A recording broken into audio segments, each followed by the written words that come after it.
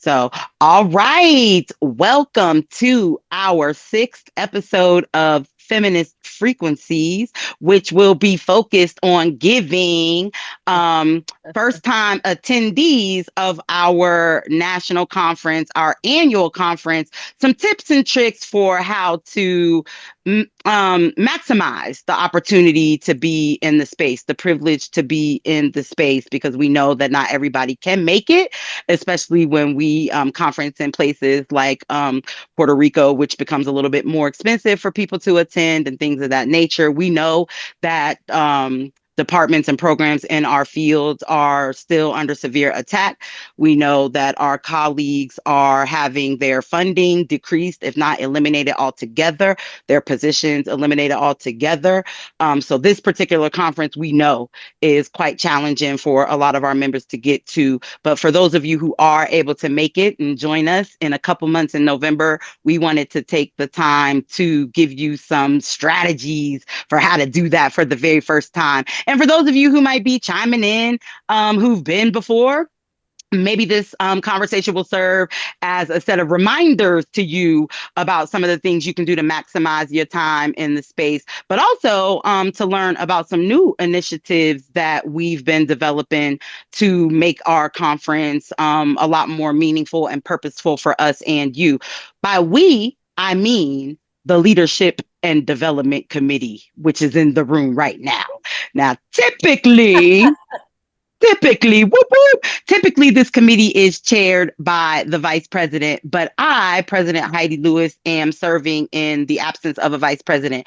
And that committee is also comprised of me as president, but in an ex officio capacity, our executive director in an ex officio capacity, typically two members at large, and then either the chair or co-chairs of the Lesbian Caucus or the chair or co-chairs of the Women of Color Caucus. So with that being said, I again am President Heidi R. Lewis. I'm outgoing. The end of my 2-year presidency happens on the Sunday of this coming conference, and then I'll be serving in the immediate past president role under the leadership of Dr. Jessica Pabón, she, her pronouns. Hello. congratulations to Dr. Jessica Pabón-Colón for recently, and I'm talking about as of a week ago today, being elected to serve as our 23rd president. 23rd. Jessica, tell them who you are. Tell them why you're here now. Tell them why you're here now. Well, I'm here now because I'm part of the committee. I've been a member at large on the governing council since 2023. Prior to that was co-founder and co-chair of the Arts and Performance Interest Group.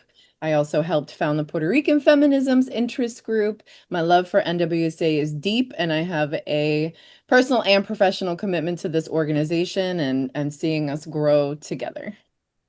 Thank you so much, Jess. Congratulations again. Congratulations again. And then we have our caucus chair. Who you be? Who you be? Dominique C. Hill, because it ain't me without the C. Proud lesbian caucus chair. Prior to that, I was a member at large, have been coming to and a part of this space since 2009 as a grad student. There's a deep commitment, a deep love, investment in this space. And so as you're watching this, welcome. And if this is, your first time or you're repeating it, come back, stay a while. Come back. Get into it.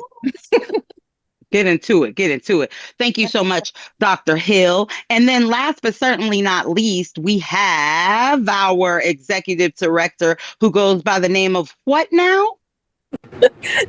Dr. Kristian Contreras. My pronouns are she, her. I am currently camera off because I am in the mountains of North Carolina, but very much committed to the conversation and making it clear how deeply connected we are to supporting our members and our community folks who are in attendance with us at the annual conference.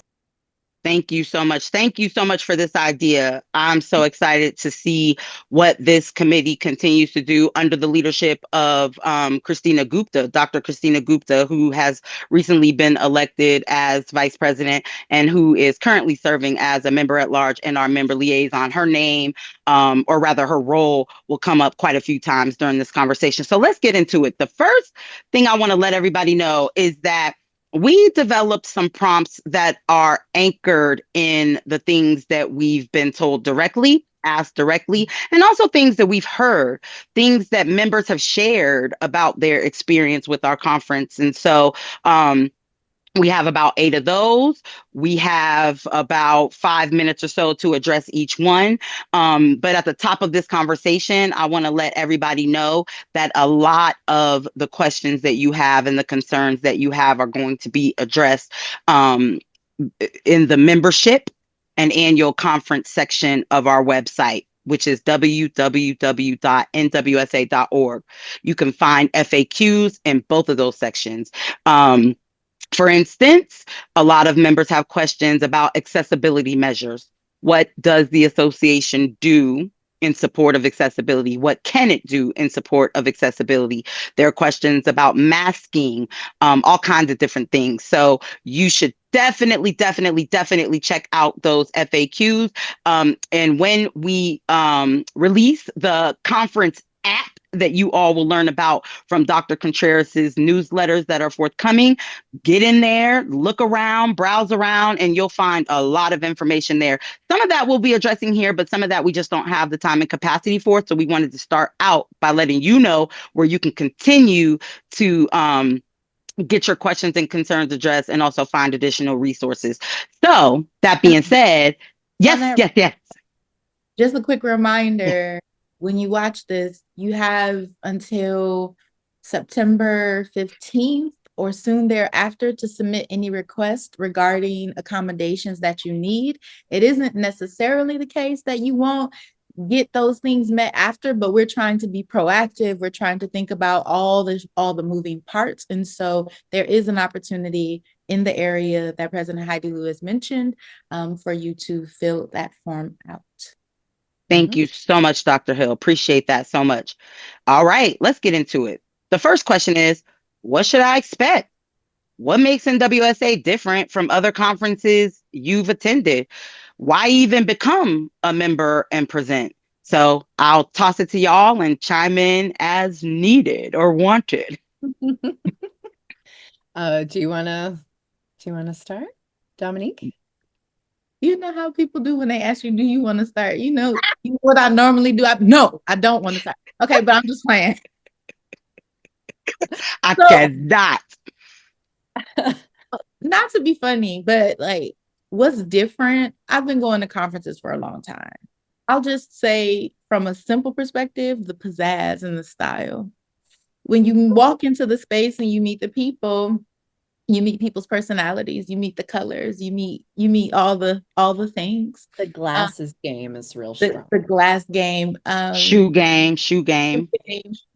Right? You get this eclectic style, you get this space where there is this overall vibe of seriousness, but also an energy of like, I'm gonna kick back and we're gonna talk about this at the bar, at the kitchen table, right? Like, and that I have appreciated that for the long running that I've been here, that you get really necessary conversations, but you get it in Black vernacular, you get it in people's everyday speak, you get it handed to you with the pound and fist, and then you also get the people with the classic blue gray suits, right? Like, you get some of everything. And so what to expect is just a real gumbo of people, of topics, and of more than enough to dip your toe in, I would say. Yes. Yeah. I'm gonna add in there that, for me anyway, NWSA has always been a space of I take the opportunity to just meet random people a lot. So that those conversations happen within, panels, before and after panels, but they also happen in line for coffee, and they happen while you're just chilling, needing a break on a couch somewhere. And I always make it a point to talk to people when I see them like kind of maybe looking a little lost or just chilling by themselves, unless they like specifically look like they're resting, then leave them be, because we need to rest. But also expect just like the vibe, right? When I walk into NWSA spaces, I expect the vibe to be a feminist one, in terms of, I don't think I'm gonna have to argue with anybody on like the basic stuff. That said, you should also expect, especially if you go into, panels and workshops and sessions that are maybe outside of your sort of area of interest, where you're already familiar with the players maybe and the conversations that are going on, you can expect to have rigorous conversation, because it's like 1,000 feminist killjoys in one building. So the realness of, okay, bring your research, share your research, and also expect feedback, expect people to have questions, and to come at you critically, but hopefully generously. Come at people generously. That's right. Thank you so much, Jess. Kristian, what would you add to this question about what folks can expect and what makes NWSA distinct? I think what makes not extinct, oh my gosh, distinct. No. I know. What makes NWSA distinct is, I think, the commitment to a generative form of intellectual pursuit. I think that as a discipline, we know that we are rigorous. We have always found a way that we invite more curiosities. And so the conference, to echo a little bit of what Jessica and Dominique have shared around the vibe, the energy, and the intention, is also one around pouring back into the discipline, which feels especially important given the rising attacks that women and gender and sexuality studies is facing. And so the conference aims, and I'm proud to say that in my short tenure as executive director, we've worked to try to enact even further the many principles that folks will wear on their t-shirts. So a disability justice framework has been a very big passion project of ours to reintegrate into our gathering, and leveraging the expertise of our members, which then represents the field. And so we say what we do, and then we are doing our best, knowing that sometimes that doesn't always work out, given the contours of the world. But very much so committed to making the field feel alive, feel delicious. I always say that. And then also inviting for more possibilities. And that is, I think, at the core of why NWSA was my own academic home place before taking on the reader. Mm-hmm. Thank you so much, Kristian. I would just echo everything y'all have said in gratitude, because that's exactly how I feel about it. I joined a year before Dominique in 2008 as a participant in the Women of Color Leadership Project, which we'll talk about a little later when we talk about our constituency groups. But it's just super fun, super critical. It can get super emotional. It's just all the things. I'm a member of the American Studies Association. My PhD is in American Studies, although I did get certificate in grad school in women's studies. I've been a member of ASALA, the Association for the Study of African American Life and History. I've been a member and participant of the National Council for Black Studies, the pop culture. So just, I'm an interdisciplinary scholar, so I move around in a lot of different spaces. And while I'm not at all interested in positioning NWSA as a better space than any other space, I do think it is really distinct in that our focus is going to always be on women, gender, sexuality. We're always taking an intersectional approach. We're always taking a transnational approach. And while sometimes we don't do that as well as we would like, or as well as we purport, and like Jessica mentioned, we do some critical pushing back, that is always our aim. That is always our aim. So that's what makes, you know what I mean? So it's just a place that I've I don't think I'll ever stop coming to, just because of what it offers along the lines of everything y'all said. So that being said, this conference big. It's big, okay. So Yeah. folks have said it's so freaking big. You know what I mean? I'm a grad student. I was a grad student too. You know what I mean? So people want to know, how should I decide, what kinds of events and programs and panels to attend? What are some must do activities, experiences as a first timer? And I'm sure we'll all have different answers to that, but we just want to give the people some tips for how they can come into this very large, sometimes overwhelming, anxiety inducing space. And one of the things we'll talk about later that I'll mention in reference to the previous prompt, but also this one, is the people you read and teach are in the building. The first time I ever met Angela Davis was when NWSA was in Denver. I live in Colorado Springs, so I was so thankful that all I had to do was drive up the highway for an hour to get to the conference. I didn't need a flight or a hotel. And I'm running through the hallway, just trying to get to where I was going, and bumped into somebody and knocked all our stuff down. And I was like, oh man, my bad. And I just bent down and started picking up the stuff. And as I was bringing up the stuff that I knew wasn't mine, I was like, oh my God. I was like, oh my God, I'm so sorry. And she just looked at me and chuckled and said, it's okay, babe. It's okay. I remember bringing my students to the conference, which I've done almost every year for over 10 years. And they started jumping. And oh my God, I said, what?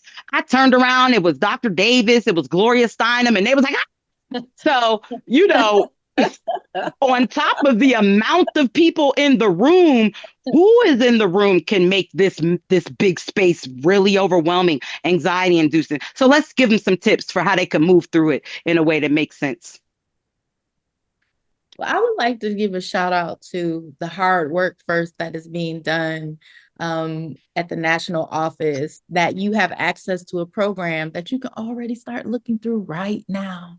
That's You right. do not have to wait for the app.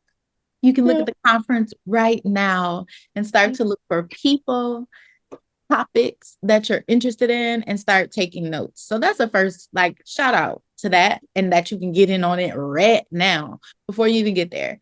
And then you can look, by going to nwsa.org. There is a link under the beautiful image that says view the 45th annual conference schedule of presentations. So it's all right there. It's easy. You don't have to look too hard. Absolutely. And then the other thing that I would just say is, on your first round, make sure, are we cursing? You have that tail at the membership. Okay. Have that tail. And we're gonna talk about the membership assembly too, in case you're like, what is that? We're gonna get to that. But just for right now, just write on your little notes, get my ass to the membership assembly. Yeah. And then the other thing I'll say, and I'll pass it off. I mean, there's so much, but I would suggest on a first round, you choose a topic that you're interested in, look it up, identify that, put the membership assembly down, stop by the governing council table so you can meet the council. And then our current president, the Madam President, Heidi R, has been very diligent about honoring, remembering, and bringing back into the fold organizations, people, happenings that are integral to our history. And so I encourage you to also put on that first round of a list a choice of at least one presidential session to attend. And then I'm gonna kick it off to my fellow people. Yeah. Yes. I think, okay, so this is what I'm gonna say. I think that there is a balance to find in choosing which panels and programs between, and I've been going to NWSA since 2002.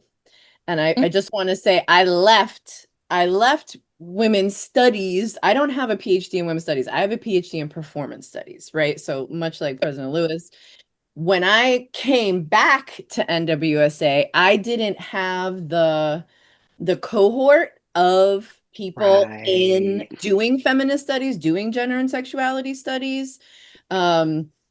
And so, to sort of build that base, aside from the people I did my master's degree with that I would see, it's always a reunion. That's the other thing about NWSA. That's it. That's it. It feels like a reunion to me because we are spread out. So we get to come back together. But to check in with those people, but also I would like pick a keyword, pop it in the conference program. Like when I came back, I was doing, working on my first book on women who write graffiti. So I was typing in hip hop. I'm typing in Black feminism. I'm typing in hip hop feminism. I'm typing in arts and culture, right? Like keywords that come from my project to then build relation with those people. And I think it's important to go to the panels and workshops with people you do not know their names. So when you're looking through the program, you're going to see, the Micha Cardenases and the, Brittany Coopers and all the names of like, oh my God, I teach this person, I teach that person, I need to go. Those sessions are going to be full. And I'm not saying don't go. I'm just saying strike a balance, yes. right? Because you're going to make in those sessions that are tied to your work and your interests, ask a question, stay after, don't be shy. We love when you ask questions and talk to us after, but you're going to build those relationships with your people, and then you'll build your own cohort, right? And then over the years, that cohort, that network, it builds out of people who, when you start as a graduate student, you don't know nobody knows you. And then that, that develops over time. That's right. Yeah. ED, what you think about how some folks can take on this big space in a way that's careful, thoughtful, and so on and so forth? Is RED okay? Here she come. Sorry. Here she come. Here she come. Here she I'm roaming come. around and I have found me some Wi-Fi. But I really appreciate what Jess shared about creating this cohort of trying to connect with folks through discipline and knowing that women and gender and sexuality studies as a strength calls across all different types of inquiry and humanistic study. And what I really love to do, because my entry point into NWSA was when I was a Women and Gender and Equity Center director and Right. connecting with other practitioners. And so in that regard, learning new strategies, different ways of coalition building, but also having a space to acknowledge that what we do is difficult and that we are at a nexus of faculty specific teaching and then the learning that happens co-curricularly. And then I also came back as a graduate student when I was pursuing my PhD. And so I love going to other graduate students' sessions and connecting, not simply because we are emerging scholars, or I was an emerging scholar, but because graduate students have a different level of passion that sometimes invite different ways of connecting with our most canonical texts. And so you leave a session with a hand cramp because you're taking notes. Or as the youths have shown me recently, just recording. But, consent, everybody. Consent for Consent. Yes, please don't be recording people without asking. So in that sense, what I love about NWSA is that no matter what session I go to, even if I know nothing about the topic, I remember going to a session on hauntology in 2022, and it changed the trajectory of how I thought about my own dissertation research. Is that you leave invigorated and even more curious. And I'm going to be repetitive about being curious and generative. No, yes. But I think that is the anchor and distinguishing factor of why NWSA feels different as an academic, but also holistic experience for those of us who identify as feminists in any other facet of the world. Mm-hmm. Mm-hmm. Yes. Thank you so much, Kristian. That everything y'all have said, once again, is supremely consistent with what I think. I'll just add a couple things. One being related to what Dominique mentioned about the presidential sessions. For the longest time, NWSA has had one main theme and then a few sub themes that will continue under President-elect Pabón-Colón. I appreciate Dominique pointing out that when I was developing the main theme and also the sub themes that were eventually approved by the National Office Staff and Governing Council, I was attempting to think about how we can honor the people who are sometimes forgotten, erased, ignored altogether, like the late great Fatima Mernissi, who I wrote about in my president's blog this month. Um, and so when Dr. Hill talks about the presidential sessions, what she means is that each of the presidential sessions, and those numbers vary from year to year, are attached to one of the sub themes of the conference. So we have the presidential address or the keynote. Then we have two plenaries, one on Puerto Rican feminisms that's going to be led by President-elect Pabón-Colón. We have another plenary celebrating the life and work and legacy of Toni Cade Bambara that I'll be leading. And those three things, nothing else is happening. Nothing else to encourage everybody to attend if they're willing and able. But then the presidential sessions run concurrently with other sessions. Yeah. But so we just recommend that you check them out, to the extent that you're willing and able. If you are, oh yes, please, Jess. I No, was just please. gonna say, if you find yourself in a situation where like, I want to go to these two things at the same time. Generally speaking, I think it's best practice that presenters go in the order that they're listed on the program. And I remember a grad student asked me this last year, and I was like, they should present in that order. So if you need to bounce from 311 to 312 to get those, people, but also that makes you frantic. So it might also be okay to just accept that you have to choose one. That's it. That's all right. That's all right. And I've been a presenter on panels where people quietly and respectfully left to do something else, whether it was take a call, nurse a baby, go to another session. I don't know, because they just quietly left. And we never sort of see that as like a no, like, don't you ever do that, as long as you do that without disrupting their talk, unless you came to disrupt, and then do your thing. Do your thing and be prepared for whatever consequences come. But generally, you know what I mean? Disruption is, the name of our game.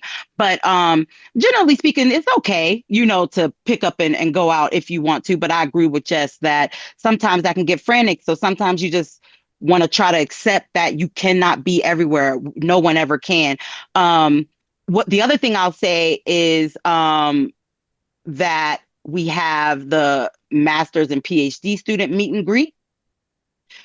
And we have poster sessions that are happening at a particular time and in a particular location that you can find in the program right now. That allows you to sort of just walk around and dialogue with folks. We know sometimes that can be an intimidating thing for people to do, just to walk up to someone they don't know and strike up a conversation. But for some people, that invites, the opportunity for them to get to know people and learn about people's research without necessarily sitting through a traditional style panel or a workshop or something of that nature. That actually allows me to segue into the other prompt, because the next prompt, because the question that we often receive is, what is the governing council and how can I meet those people? And is the conference a good time to connect with the president, other members of the GC, the executive director? Is there an event or program where I can learn more about the association and how to get involved? And the reason I segued to that from the graduate student meet and greet and the poster session is because this year, in my role as acting vice president and chair of this committee, leadership and development, I inaugurated, well, I would say that's also presidential too, but I inaugurated this sort of program that would ensure that members of our governing council are intentionally moving throughout the conference and being able to interface with members. And one of those things is that at least one or two members of the governing council will be at the poster session, will be at the graduate student meet and greet, will be at every single presidential session. Of course, we're all going to be at the plenaries and the presidential address, and the membership assembly, but we have the meet the governing council table, which is not something that I inaugurated, but that we are doing a lot more intentionally, in that on Friday and Saturday, we'll have a meet the governing council session in the morning. Handful of GC members will be there. We'll have another one in the afternoon. Same thing on Saturday. We'll have a meet the governing council session in the morning on Saturday, and then another one in the afternoon. And these things will be filtering into the program over time. So just keep that on your radar, that you can just, if you're willing and able, you can just walk up to the table and say, hello, my name is such and such. I'm just interested in meeting you and learning more about what you do. On that note, would one of my colleagues be willing to talk a little bit about what the governing council even is, and then what the membership assembly is, because that is also a space where you can learn more about us and what we do, as well as the business of the association and other things that you want to mention as well. I mean, I'll talk about the membership assembly real quick because it's Okay. one of my favorite. I don't know if it's because I'm just like a nerd about those kinds of things, but I have always liked to know what's going on. So I'm like, let me into this room. But also because, right, it's like I always say, you know, one of my labor activist friends who I used to share a union with used to say to me, like, the union is you anytime I would complain. So, you know, you got any complaints about NWSA? NWSA is you. You need to bring them to the membership assembly meeting. We want to hear from you. You'll be able to put faces to names. It's you know, it's like a meeting in the middle of the day, and I can understand why people are like, nah, I'm not doing, I'm gonna go have lunch with my homies I haven't seen in a long time. But like, do the meeting and then go have lunch with your homies, because you're gonna have opinions about what the organization is doing. And that is the moment where the governing council is going to do the reporting about what we're doing, right, in your name as members. So Yes. please go to the membership assembly and get involved. We want to see you there. Yes. Thank you, Jess. Dom, what is the GC, Dom? What is a GC? And then, you know, it's like governing council, GC, board, board. What is all this stuff? A bunch of acronyms. So many words. In many ways, the governing council is a group of elected members of the organization that are charged with, and as Madam President, I love that line. You'd be like, I am, what do you say? You would say something like, I'm responsible for and in charge of, right? Like, so the governing board it accepts the responsibility of and is charged with ensuring that the organization is moving in accordance with the vision and mission, excuse me, y'all, that's right there. Oh, ain't it? Of the organization. There are a variety of positions. So, I mean, there's the executive council and then there's the governing council. To get into, I mean, that would be meat and potatoes, quinoa and kale. But what to understand is that, you know, that we work in relationship and in guidance and in collaboration with the national office. That Yes. the different positions within that governing council are responsible for different components and sectors of making sure that we know what members' needs are, that we're meeting members' needs, that we're attending to things like how do we cultivate leadership, that we're attending to what is the caucus culture, how do caucus leaders and constituency groups, how do they receive what they need, how are their spaces cultivated, how do we maintain the energy of fulfilling what we're supposed to be doing as a national organization while also holding space for the changing times that we're in. And so we're attending to both the minutia that people don't want to get involved in, right? We're attending to the mechanics of the org, but we're also then attending to what people tend to see and care about, which is the portal, for example, which if you have not signed up and actively got into the portal, I just want to go off record and come back to get into the portal. And not only just portal. Right, use the portal.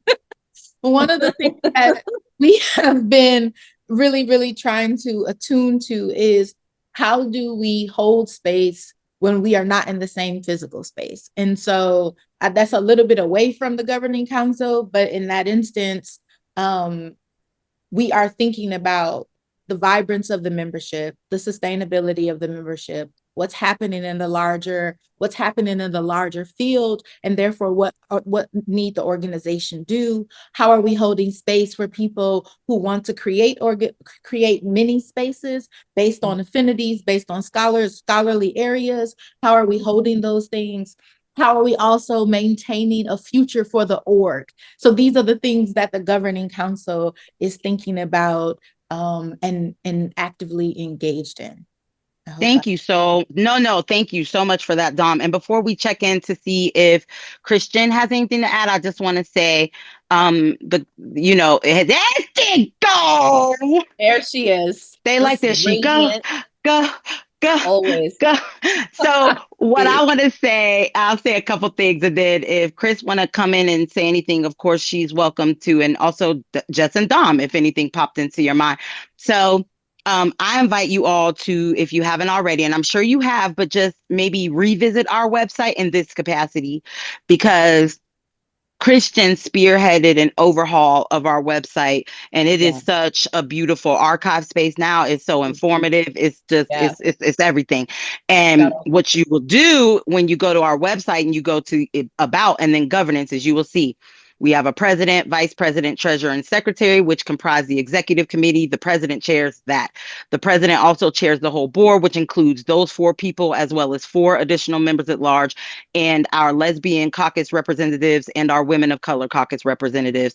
And we, as Dominique pointed out, we are a small board. We're a working and operational board. We have been working really hard to strengthen our skills and talents in that regard, evidenced by the recent changes we made to our bylaws, which we'll talk about at membership assembly.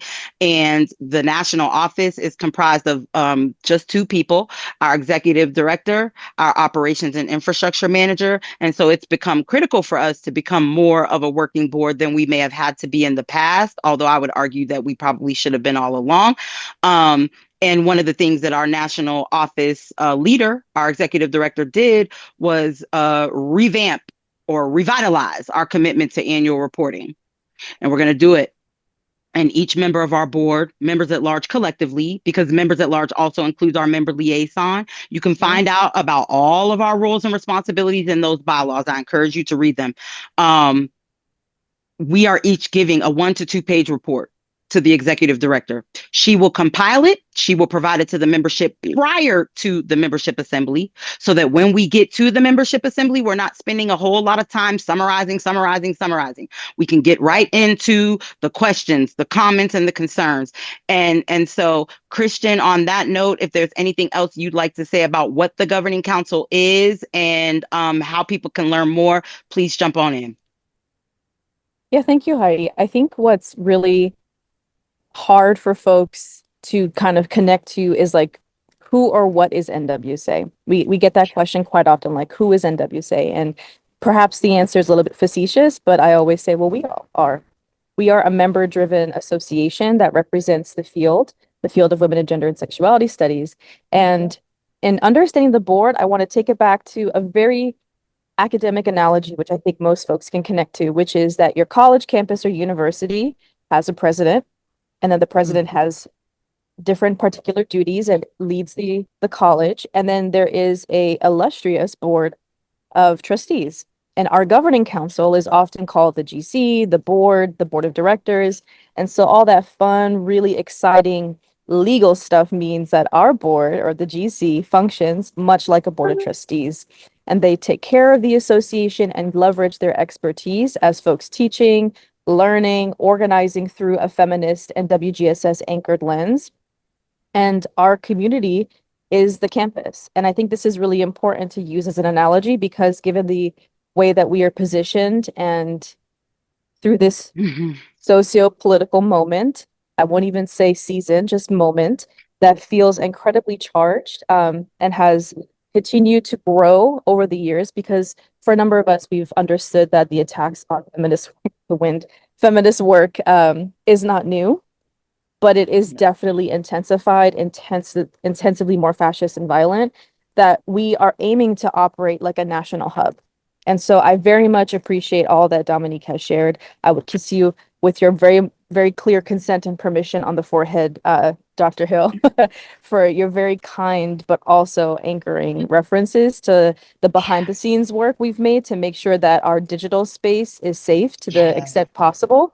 And is a way for us to connect long before we touch down in whatever city is hosting us, and also is a repository, a growing archive of sort of the work that we can make possible when we work together. So our GC is the Board of Trustees, and then our national office functions like the president's office, where we execute and make real much of the visioning that our president and our other board members contribute to the direction of the association. And so when you're moving throughout the convention center, I always encourage folks to just go up and talk to us and connect in whatever way feels comfortable. We don't want you to be frenetic the way that Jessica very clearly outlined, which is a very real thing.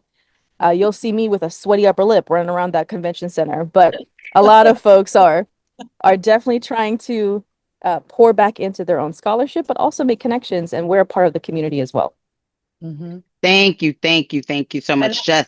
I just Yes, want to Jess. underline again, in case we, I just want to be super clear. If we're going with Kristian's analogy, except for the fact that our team, our administrative team, our national office is 2 people, 2 people with a lot of work to do, which is different than the president's office. Yeah, because they have a lot of money. They get paid a lot of money, and it's a lot of them.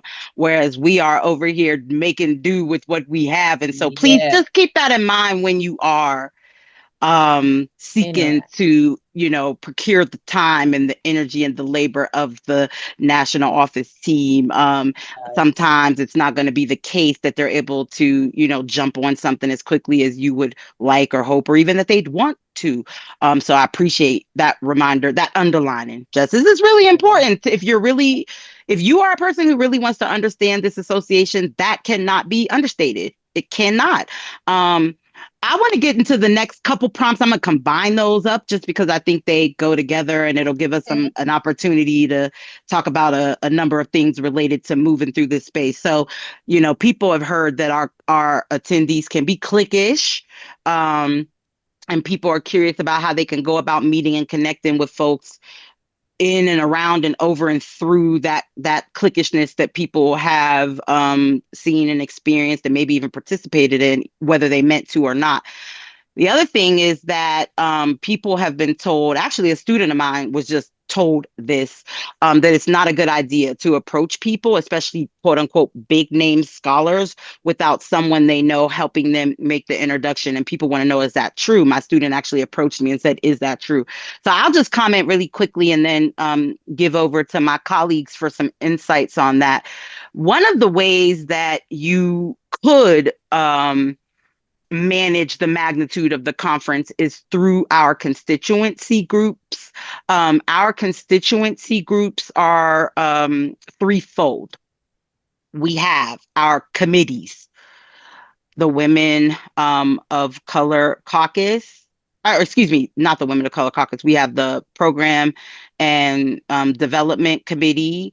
We have we have committees that have pre-conferences that you have to sign up for, you have to apply for. So if you're like, oh man, I haven't heard about that, then what you're going to have to do is just give over to the fact that you won't be able to participate in a pre-conference this year, but that you probably could maybe in Atlanta in 2026 or St. Louis or 2020, or St. Louis in 2027 and so on. We have our caucuses, our Lesbian caucus that Dr. Hill chairs. We have our Women of Color caucus that Stephanie Andrea Allen chairs. She's on the governing council. Those two caucuses are represented on the governing council for historical reasons that you can learn more about on the website. We have our interest groups.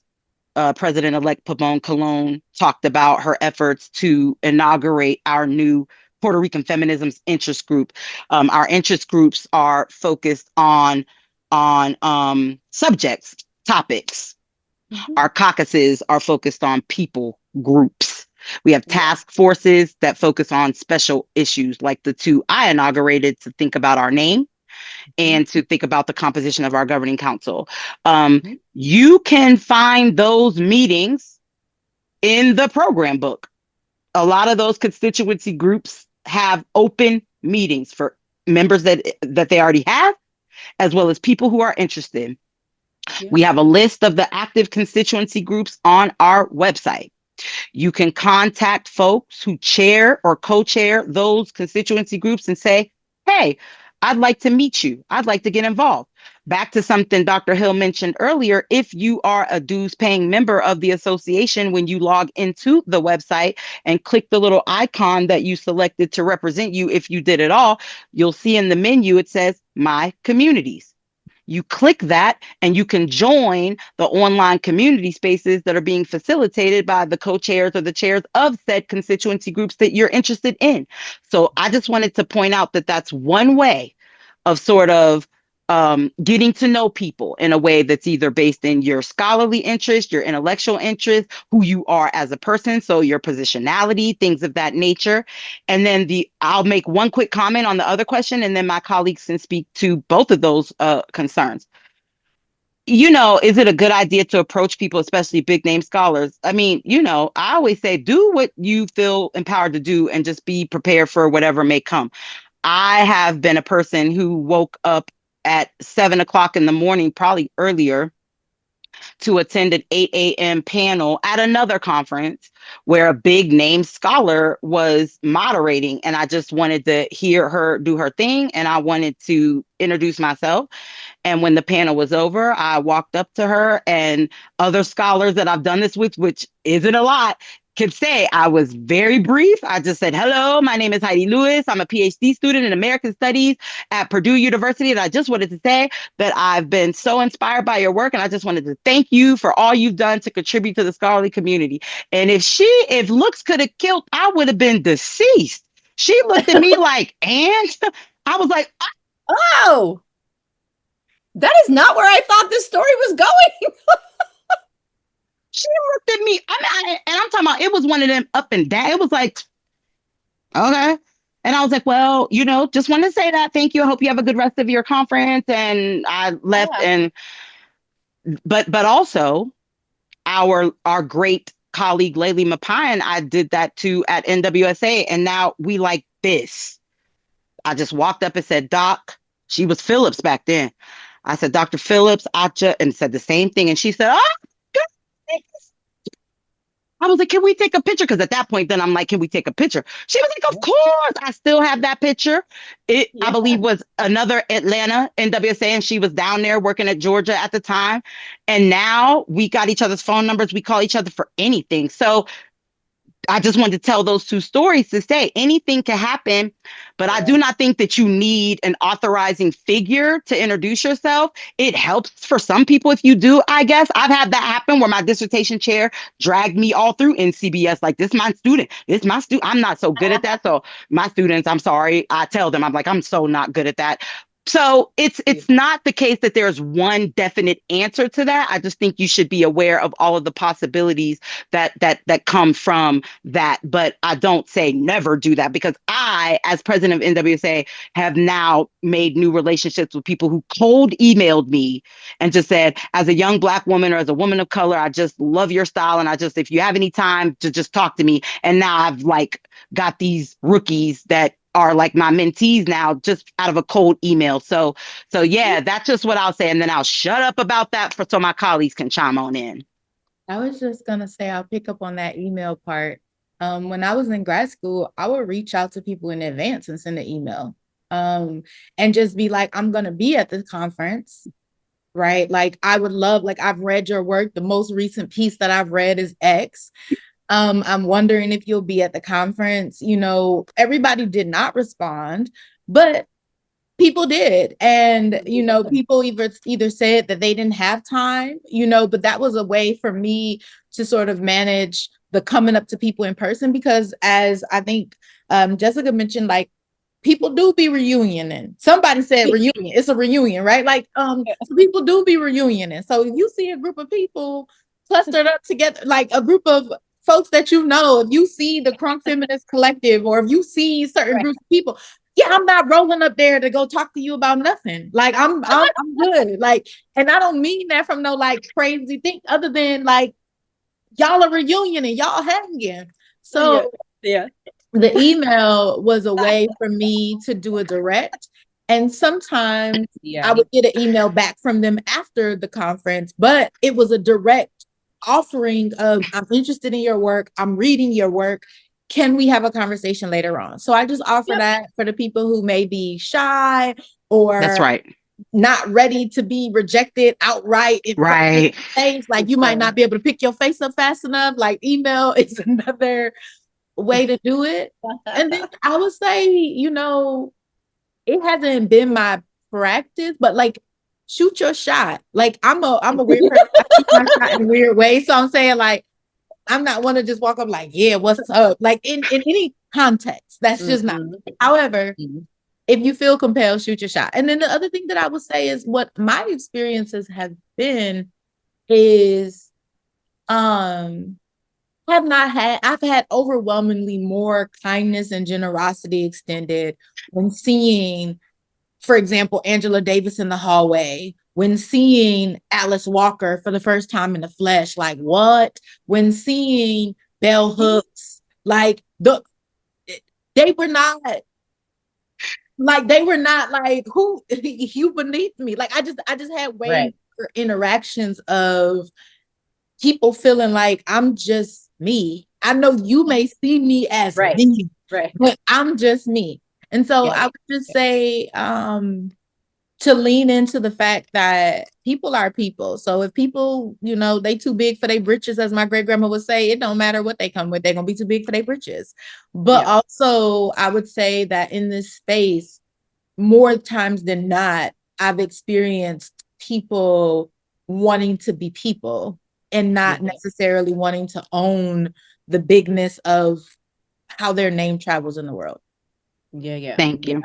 Yeah, I want to echo that like full 150%. Including President Heidi Lewis, including including Jessica Pabón, right? Like real and I am look, and I am somebody, okay? And people coming up to me, running me wild in Detroit. I was like, okay, I'm going to stop. Please give me a minute. But no, it's all love over here. I get it. You know what I mean? I get it.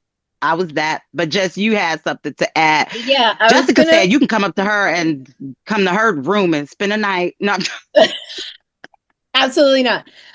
So the first thing I want to say is that like this is, you know, directed to newbies, but I think like, you know, Heidi's point about you had like person number one who was like, and person number two, newbie, don't be person number one. Like we don't need person number one. I'm just saying, like personally, I'm like, oh my God. But also to give person number one that humanity. Maybe they have to pee, maybe they're hungry, maybe that something happened, maybe they've been running ragged, they forgot to eat. Don't be that person, but also to be like, I'm tired, I'm hungry, I'm in a hurry. I appreciate you, and go, you know, just extend like humanity to people both ways. And then in terms of like the big names, so when I so I'm performance studies, my first book is on hip hop, but now I'm doing Puerto Rican studies. I'm a Puerto Rican who needed to do Puerto Rican studies to learn about her culture, right? And the history of Puerto Rico. I'm a diasporic Puerto Rican, so I had to like insert myself into that field. And how I did it was I just became an organizer in that field. And I did the same thing at NWSA. Like I wanted to meet more people who were doing arts and culture stuff. So I became the one who organized a group for it, right? I made little flyers and, you know, now we have the hub. So you don't have to use your department's resources to put all the flyers like I would, right? Remember when you're being the organizer that not everybody drinks, right? There might be a group of people that you want to, you know, invite. There is a lot of happy hour and there is a lot of happy making, right? With beverages, but like go to the bar and sit with them, but get your soda. Don't feel any way about the water, the soda, the coffee. We're big tea drinkers. You know, so be the organizer, be yourself as much as you can be. That's the key. That's it. It's just really the key. And remember, like Dominique said, that the big names are the people. I'm going to bring it back to Aurora Levins Morales for a second, who I was terrified to meet. I was like beside myself because I look up to her work so much. And so I volunteered to be her person for one of the I was part of the Puerto Rican Studies Association. I volunteered to be the person who picked her up and brought her to the conference and made sure she had what she needed, right? And in that process, she said, "I'm so glad you did this," because I told her I'm so nervous, I just told her about myself, and she said, "No one talks to me." People have said that to me too. They're like, you would think that people allow that intimidation to keep them from an opportunity, and it makes sense, and it's a thing that I may do in the future, I've done in the past, but people will be surprised. Like, I've written to scholars and said, I just want to say your latest book changed the trajectory of my thinking, and I know you probably get that all the time, and you can't believe how many people are like, nobody tells me that. Like, Right? nobody tells me that. And Right. Jennifer, shout out to Jennifer Nash, because she was one like, Heidi, please. She was like, no, no. She said people do now, but this was like her first book. And she was like, nobody tells me that. I was like, oh, girl, let me be the first to let you know. Like, you killing them. So, yeah, so don't think that they're like going to always be the snobby ones, but then be prepared for us humans to be a little schnob, a little tired, hangry. Yeah, hangry will be a big one, but it's like, for her in particular, she's like, I'm an elder and all I want to do is be in conversation and communication with the emerging scholars, but they're too nervous to talk to me, right? That's a good point. So, it's hard. And if you have I have social anxiety. I deal with it by being the organizer. If I'm in charge, that doesn't give me anxiety because I can control kind of what's going on, right? Then people know who you are. So, if that anxiety about approaching people, or that, Kristian, what is it called? Not having imposter syndrome, being imposterized. Imposterization, Dr. Angelica Gutierrez. Yeah. Imposterization, right? Like that, whatever that little voice inside of you is telling you, like, that person isn't going to want to talk to you. Yeah. Don't listen to that hater. Yeah. Don't listen to that hater. Don't listen to that hater, like, for real. And Kristian, when you comment on your thoughts about this, would you be so kind as to mention the mentoring program that this committee is going to take up and think about in the future, as well as the meet and greet, if you don't mind? Because I don't want to keep talking. Yeah, absolutely. There's just the unfortunate fact that I will never change. I'm deeply long-winded. And so if you are a reader of our newsletters, you know that, or if you're someone who never opens them, and guess what? I can see who opens them and who unsubscribes. And I do take it personally, and I process that every other Thursday. She the police. At 9 a.m. with my therapist. Shout out to her, Mally. Anywho, what I want to anchor is the question, which is, NWSA can sometimes feel cliquish. And I think that's true of any professional space. And while NWSA dives deep with the dolphins in our holistic experience of understanding that knowledge producers come in every way, shape, and form, that there might be first-time attendees who have never been to NWSA but are deeply entrenched in their other disciplines. I know that we have first-time attendees who will be coming to us from Bodigan itself, organizers and educators. There are folks coming to us from other sister sibling disciplines like psychology, American studies, and vice versa. And so the idea that, finding community can be difficult, I think, is just where we are in this moment in the universe. And so I want to just thread together that, and not to be dismissive of that feeling, because it was very overwhelming and lonely for me. My first few NWCs, unless I had someone to kind of stand next to or follow around and get a feel for how to compass my way through the professional experience. Is this idea that all of us are regular people, and that we never know who is going to influence and shift our perspectives. For me, that was sitting in the exhibit hall last year, honestly trying to catch my breath, because somebody had followed me into the bathroom to ask me to change their set. We don't have to get to that, but I wanted to catch my breath, and so I wanted to just buy something, because how just a swipe of that credit card can heal you a little bit. And graduate students were talking about their presentations, and they thought that they did so horribly. And I just walked up to them and I was like, friend, I don't want you to talk negatively about yourself like that. Like, this is your first presentation. And then it just became an organic conversation. Now, I can talk to a wall. I often do, because I work remotely from home. But I say all that to say that the beauty of folks gathering around the tenets of feminist ethics, whether that come through in an abstraction, like the folks who are heavy theory, the folks who really ask us to sit in our bodies, allows us to reorient and redefine what relationships look like. And so my hope as executive director and the person kind of stitching together all of the ideas that my colleagues on the GC get to crowdfund or crowdsource, there's no crowdfunding, crowdsource together, is to ask us to show up as our full selves, because you never know, the person next to you might be the author of the most like amazing text that helps us think about those other sons that Octavia Butler describes. And the relationship that you build is simply because you care for each other, not because that there is a hierarchical level of influence there. Right. And then in terms of mentorship, I think that, you know, I lean into the visioning of other mothering, that mentorship doesn't always have to be a tenured professor or, you know, in my particular experience, a very senior administrator who will kind of show you the ropes. So I think redefining mentorship also helps us reimagine what we hope to reintroduce into our future conferences, which is a mentoring program.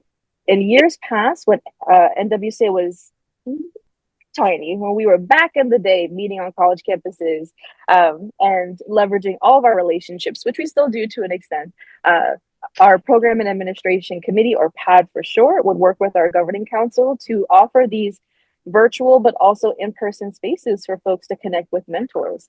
And so as the association has grown, our leadership has shifted, and many of the transitions that I'm sure you're aware of or on the very edges of those stories would know that we've had to hit pause as we rebuild and think about how we move NWSA from a professional organization that primarily offers a conference into a more robust national hub, where feminism is not just something that we theorize, but something that we enact in all of our relationships and the ways that we teach, learn, and also make different interventions possible.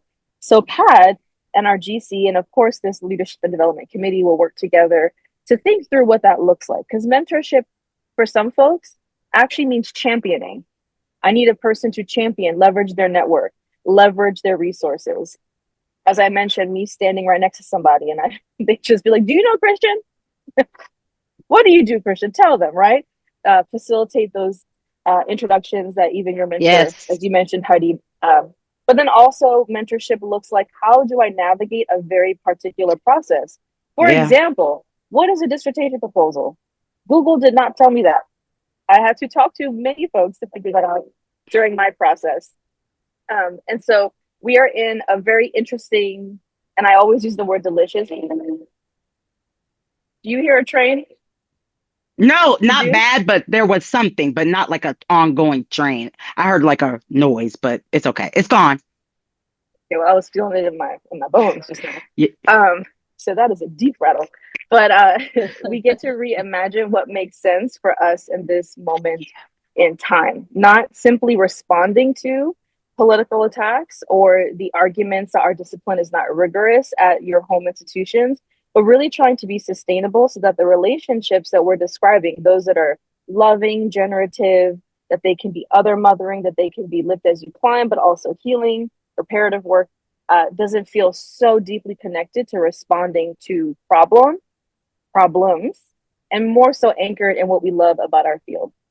That was my long TED Talk featuring this random train. Thank you. No, thank you so much for that, Kristian. And as we segue into the final prompt, I just want to remind everybody about the graduate student meet and greet. Every first time attendee, every new attendee is not a graduate student. That does not mean that you cannot meet and greet people at the graduate student reception. That is an opportunity to meet other people that are emerging in a particular way. And not everybody who is in that space who is a graduate student is 21 years old or 22. Some graduate students are 35, some are 43. So if you are someone who is older and thinking that everyone in that space is going to be a young person fresh out of undergraduate school, that is not necessarily true.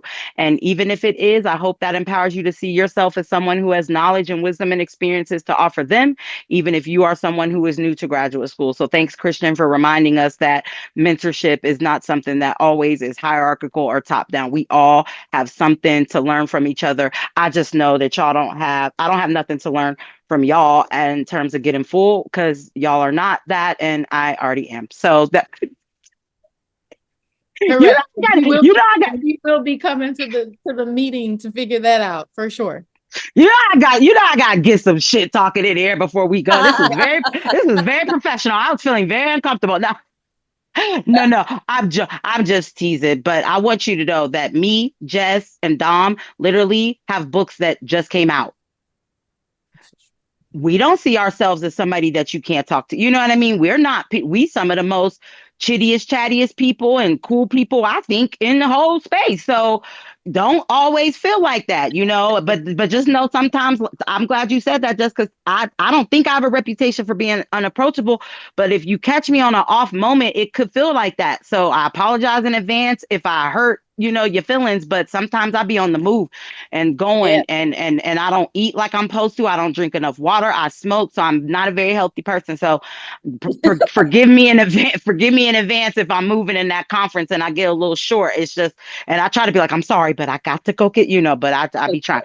I be trying. Okay, speaking of water and different things like that, a lot of people want to know why, as a feminist, womanist organization, NWSA does not provide various resources for its membership, such as menstruation products, technological products, like people have forgotten their chargers, or their chargers have broken. Yeah, the right, Yeah, like the the dongle 11 thing. adapter. Yeah. And like pencils and paper and all kinds of things. And I think that I know for a fact that Dr. Hill has some words of wisdom in this regard, but I do want, as our executive director, before that, I would love it if our executive director could please just briefly explain to people why, even though that's something I don't know if we'd love to do it, but whether we'd love to do it or not, we don't do it. We just do not provide certain things. And I think you, being someone who has the most intimate knowledge of our budget and our expenses and our, stuff, you should tell the people why that does not happen, because it's certainly not because we don't care. Yeah, absolutely. Happy to. The facetious answer is because, one, you steal. Y'all have stolen from us. Hey, I want to tell you something. I want to tell you, I'm sorry. I want to tell you something. I inaugurated Lobby Lit last year. We came in the spot with every game you could think of, and I came home with Jenga. And what you're not going to do is tell me that the people of Detroit, primarily Black, by the way, I promise you, Jess, I thought I told you, oh yeah, I came back with like Jenga and a pack of cards, and you know we was in there deep. I'm talking about we had Monopoly.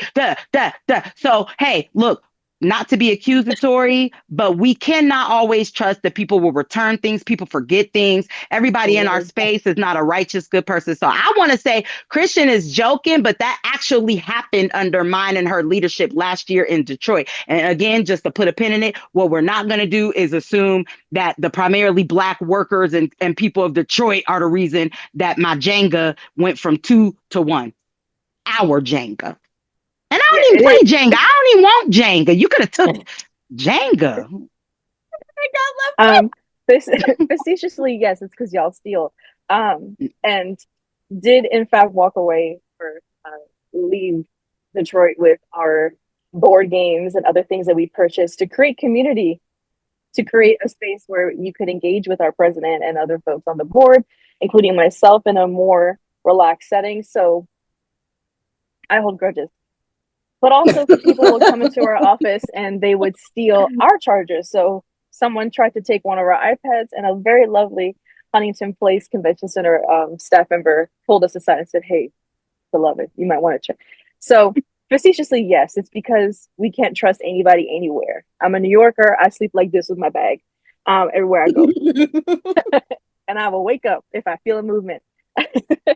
But in all honesty, we are a restabilizing association. And I think it's important to, again, talk through the more literal terms of what our board of directors are. They have a very fancy term called fiduciary responsibilities, where they literally lead and caretake and are responsible for the well-being of the association, much like if we were to think about NWSA as a living, breathing thing.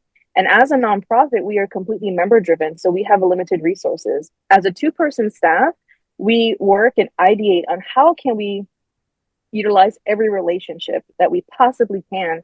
And for example, we have made the decision to work specifically with local vendors and providers. When we were in Detroit, we were so deeply lucky and privileged to work with local Detroit-based artists, printing companies, designers, Photographer. performers, photographers, caterers that use co-ops, indigenous-led organizations. And so the level of care and intention that goes into planning is invisible oftentimes, but I think and I hope you would agree as folks who have attended in the past or folks can speak to their experience, feels very different from NWSA years of yonder. And that is by no means a negative thing. Just we're aiming to reflect the kind of community that I believe we deserve, and that our board also articulates that in their visioning and commitments.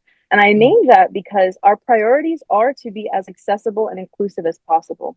And so while we can't dedicate funds towards particular things like extra chargers or providing adapters or providing things such as hygiene products, that's simply because we have chosen to prioritize our access and inclusion accommodations. And so I'm very proud again to share that for the second year in a row, we're able to provide full access and inclusion technology support for all of our presentation rooms. In years past, NWSA had limited ability, and we still have limited ability, but we chose to prioritize making sure that all of our rooms have access to Wi-Fi, projectors, microphones, that the seating is comfortable and is oriented in such a way that folks with different mobility needs can enter the space comfortably. We prioritized sign language interpreters and have expanded that beyond our plenary sessions. And so we've chosen to orient our funds to make sure that all folks, to the most extent possible, can engage meaningfully with us as a community. And that means you won't get a fancy bag.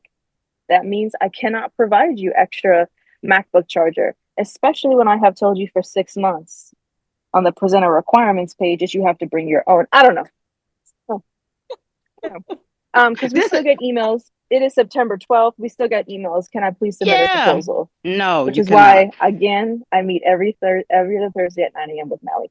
But the priority for us to provide different types of interventions, I also want to uplift the generosity and work of our Access and Inclusion Committee, who have been meeting for almost 10 straight months to help us redesign what interventions can look like. How do we talk about access and accommodations?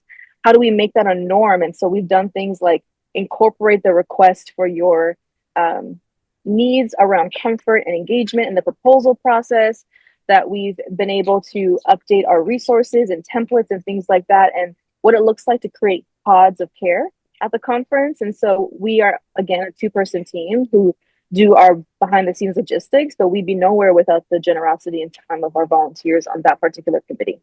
That being said, I think that I actually forgot to ask a question. Dr. Hill's intervention, that's hilarious, but also critical, was not about the resources we provide necessarily. It is about a question that I accidentally skipped, which is, so we could close with this. Question people ask is, what do I do if someone is causing harm to me or other folks? Who do I go to? What do I do?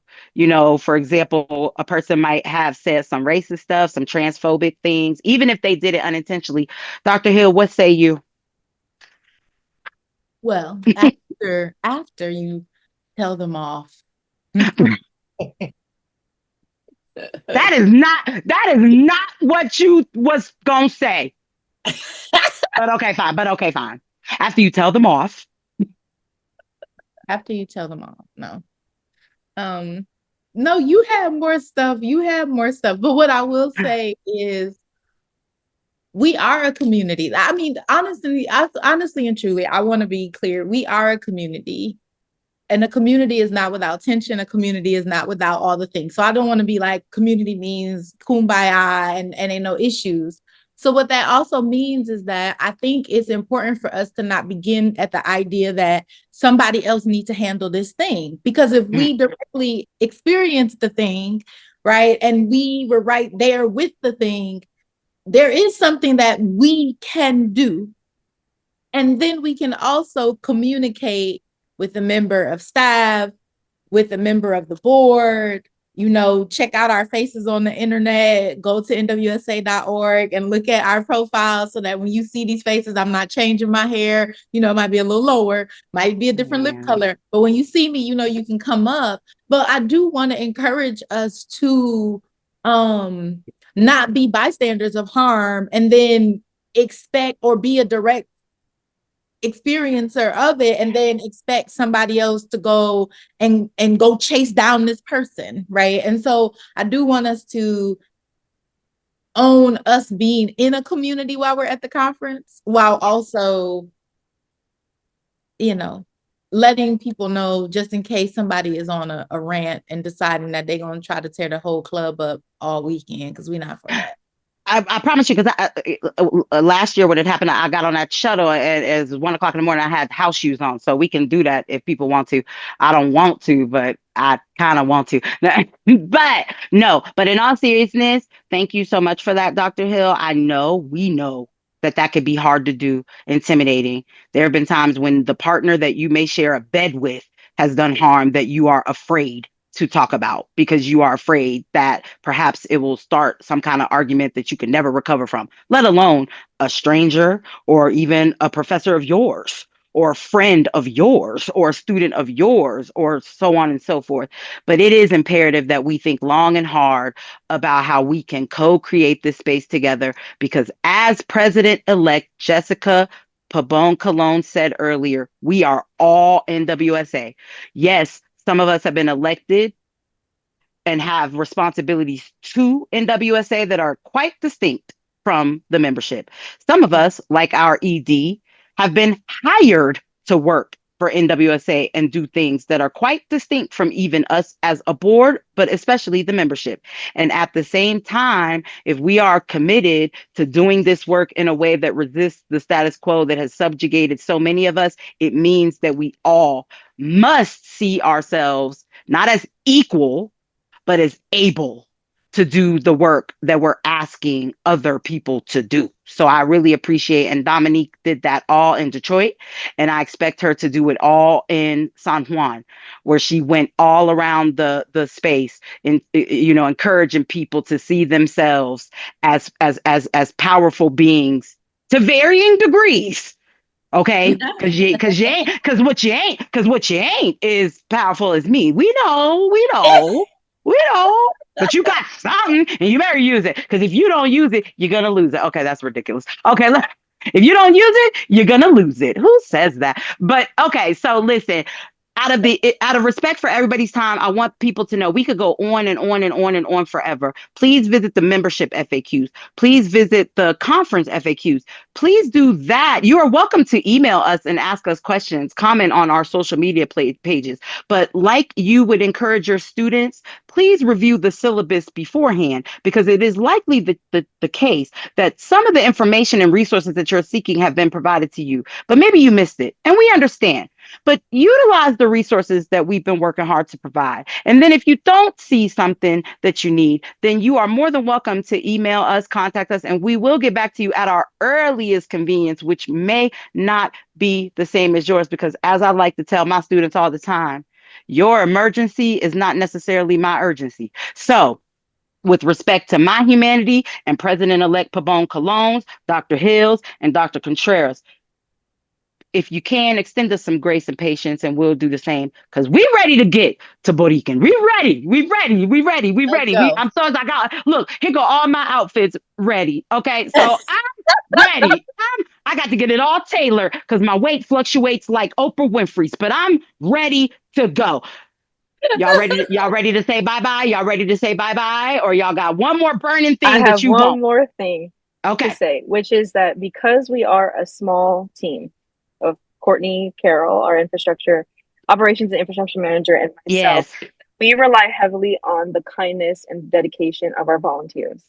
Yes. And so while we are in this chrysalis season, which is a phrase I often use to describe how we are turning inward, reflecting, doing the restorative work that Dr. Lewis, or President Lewis, outlined in her strategic plan, and that the board has brought to life in different ways, we rely deeply on community. And to Dr. Hill's point, community is something that we earn and that we have to nurture. And so the cost of community is tension sometimes and conflict. And so I simply ask that you are patient and that you are curious and that you are open so that while our team of volunteers and other folks who support us in making this conference come to light, despite the many sociopolitical challenges that make a conference in this moment very challenging to host and create, that you do all of those interactions with the same level of kindness that you'd like to receive yourself, because our volunteers are emerging scholars. They're folks who are precarious, untenured, who are serving the association to simply make it possible to be there and also to support the very space that we're hoping to protect.